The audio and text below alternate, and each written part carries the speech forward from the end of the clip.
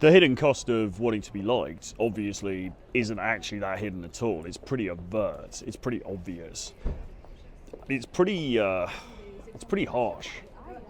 It's pretty robust, actually, the response that the world gives to those people who just want to be liked. Okay, it doesn't look favourably on it, right? The world doesn't look favourably on those people.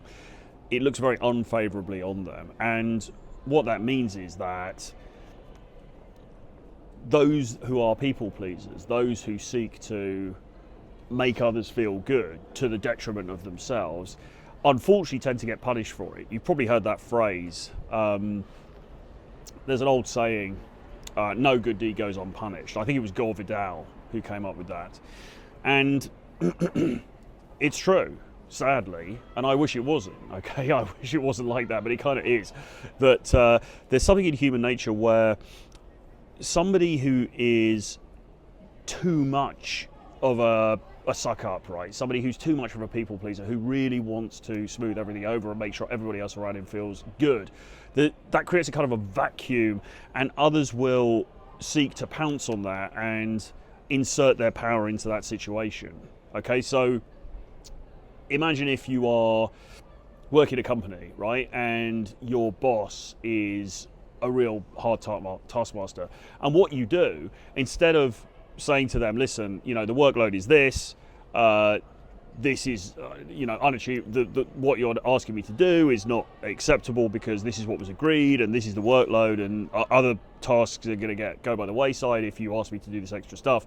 Sit down, have a proper meeting and get it documented and escalate it if necessary. If instead you go, well, you know what, I'm going to keep the peace. I'm going to keep the peace and I'm going to do the right thing, okay? And I'm going to show company loyalty. And so I'm going to do all this extra work that they're asking me to do. You would think that would gratify them, right? You would think that then they would be like, oh, okay, Troy, what a great worker, Here's a bonus. Here's a few days off. Here's a bottle of champagne or whatever, some kind of gift that they give you. You would think that, wouldn't you? But actually, often the opposite is true. What often happens is they go, right, okay, so this guy, I could just pile a load of work on him and he's just going to do it. What an idiot. And so they pile more on you and you get more and more stressed, and then you start, there are cracks in your performance, you start underperforming.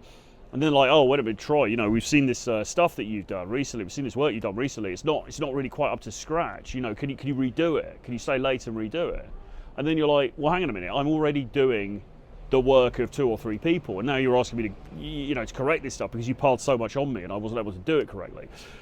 It's that kind of thing, and I'm talking about this in terms of work, but I mean, this also unfortunately operates in relationships as well. You're the people pleaser, right? You're trying to appease her all the time, and again, you would think that would be welcomed, you would think that would be rewarded, but unfortunately it isn't necessarily. I do have a theory that relationships are, underneath the romantic and polite veneer, relationships are a bit of a psychological battlefield where there is a competition for dominance going on, okay?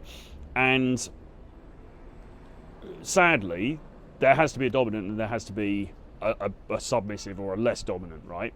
I don't mean in a BDSM way, I just mean in a normal relationship. There's usually someone who is making the demands and who has to be appeased, and then there's somebody else who is the appeaser, okay?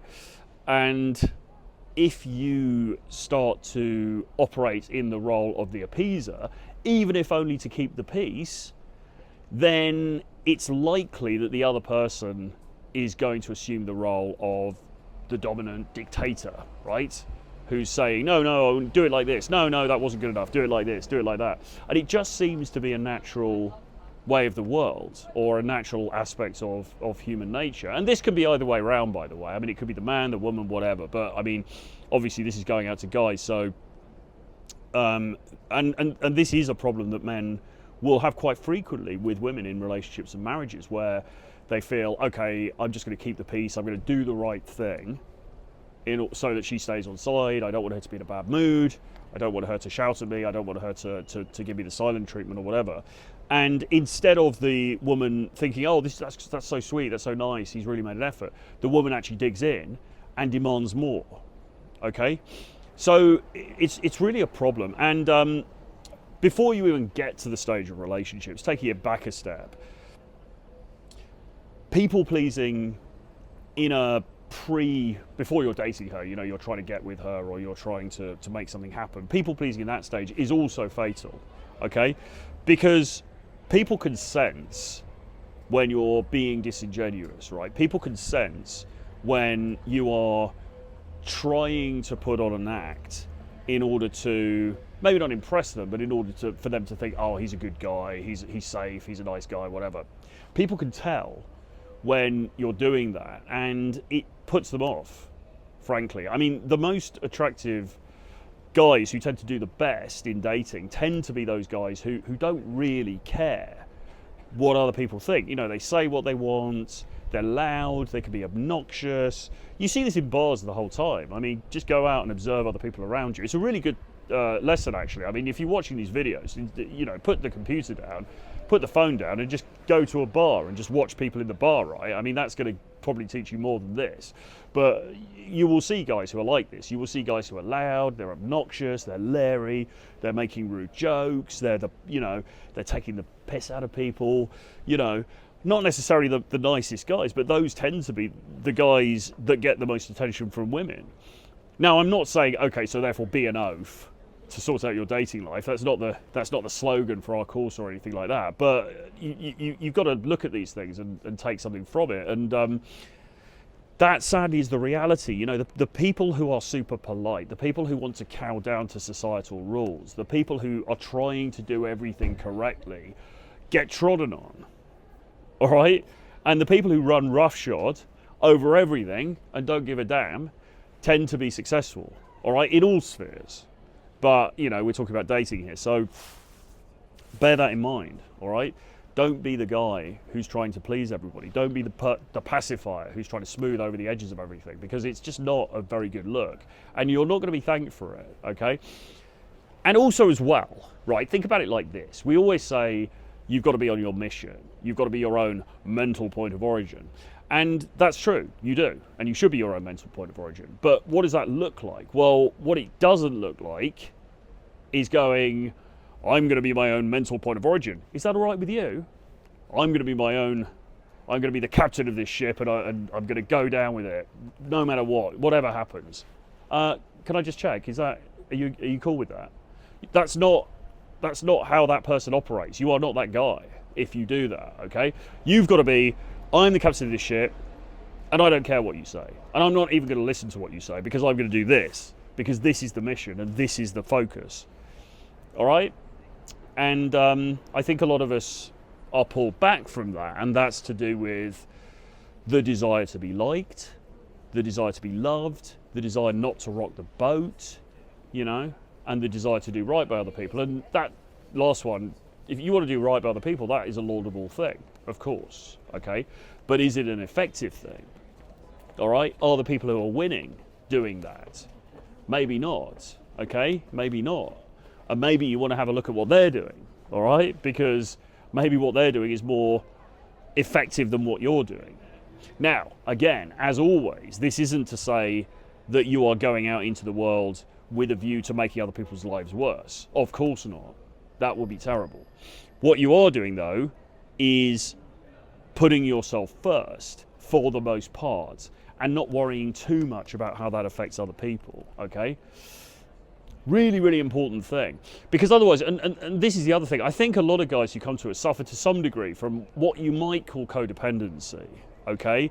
That is to say, they slot into a relationship, or even pre the relationship, and they're going out and they're engaging with girls, they're going on dates and things like this. And they're trying too much to fit themselves into a model of what they think that girl is going to find acceptable, not recognizing that actually what the girl finds most attractive, most desirable is the guy who cannot be contained, okay? The guy who cannot just be put into a box or made to sit down and shut up in the corner, okay? That's the really attractive thing. The guy who's like kowtowing to her every whim yes, that might be nice in a functional sort of way, but it's not particularly sexy, okay? Because remember, women like to tame people as well. They like to tame, I found this guy, I finally tamed the bad boy.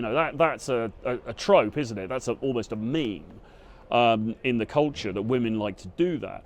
But if the corners have already been rubbed off, because you're trying so hard to be acceptable to her, you're almost begging. You're like, oh no, please, look how good I am, look how well behaved I am. Then she doesn't have anything to aspire to in that regard, right? Because you're trying to present yourself as the finished product. There's no project there for her, which, depending on the stage of life she's at and what her personal ambitions are, that may pass muster, but it's not particularly exciting. You want to be somebody who's a bit uncontrollable. You want to be somebody who's a bit uncontainable, okay? And not be a people pleaser, not worry too much about what other people think, because it really is slowly killing you. It's slowly eating away at you, and that's not something that you want to have in your life. Anyway, with that being said, hope you enjoyed this one. Write a comment below, let me know what you think about this. Subscribe to the channels if you haven't already, and our course Approach Accelerator is open now, so if you want to apply for that, email me troy@realtryfrancis.com. And if you want to come for Rio Carnival, I mean, who wouldn't want to come for Rio Carnival, right? Amazing weather, beautiful people all over the place, loads of fun, and we'll be working with you on your social skills every minute of the day. Well, not every minute, we've got to sleep a bit, but you know what I'm saying. Again, email me troy@realtryfrancis.com and put your WhatsApp details in. I'll see you again very soon. Bye-bye.